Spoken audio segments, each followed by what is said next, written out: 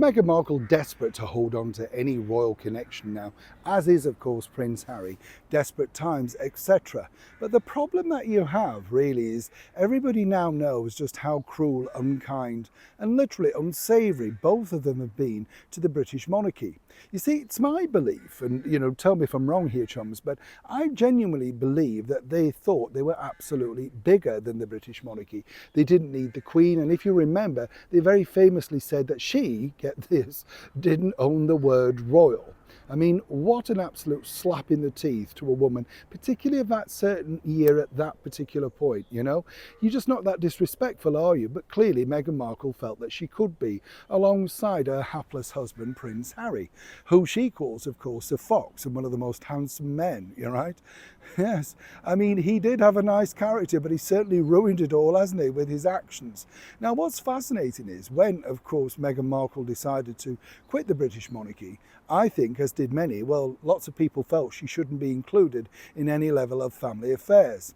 Now, things are taking a darker turn. As ever, let me explain. Morning, chums. Nice to see you. Thank you so much for your time today. Lovely to have your company.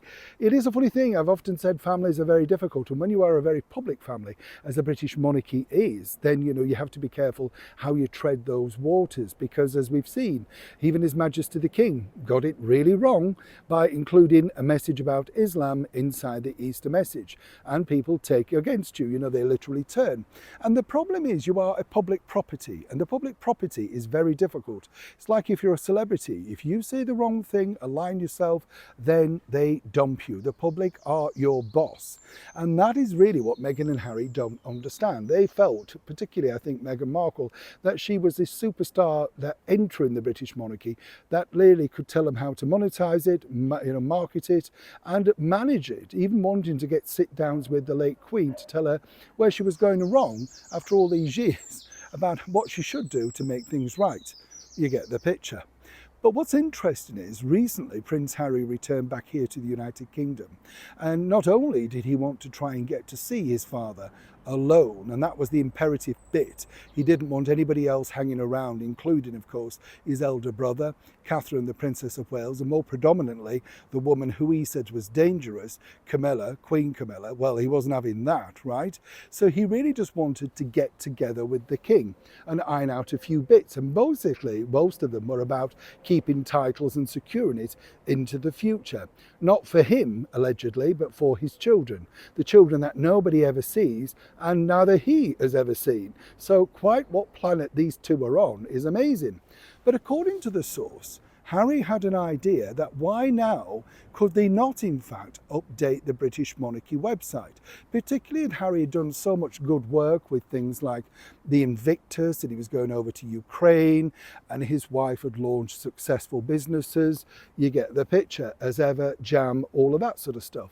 Equally, what was the point of being on the website if that didn't reflect up-to-date stuff? It made them look archaic, out-to-date. And this was a big discussion with staff members out in Montecito.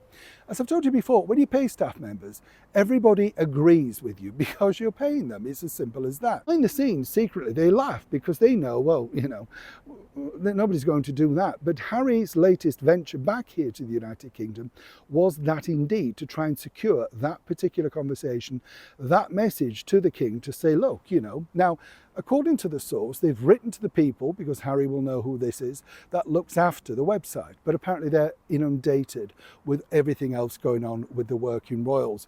Very tactful to get out of it, you understand. But Harry's not giving in and wanted, as I say, that one-to-one. He knows that one word from His Majesty the King, his father, and everything that they've allegedly achieved could be put out there for the world to see.